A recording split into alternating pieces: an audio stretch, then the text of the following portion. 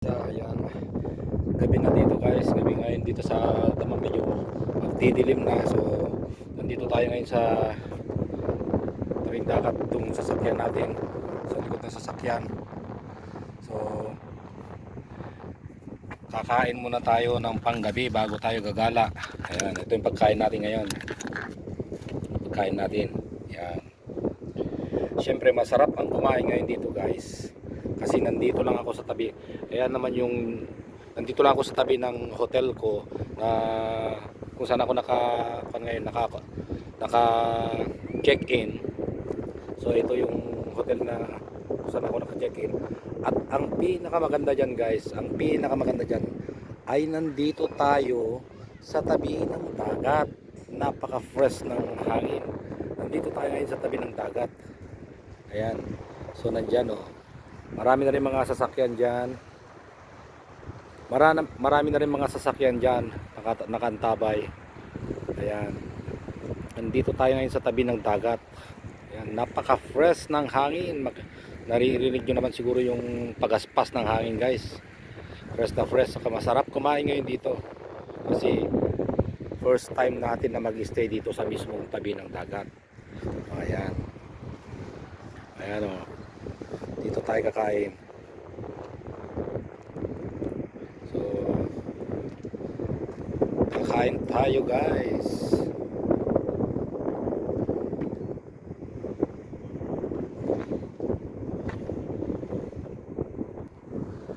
Yan,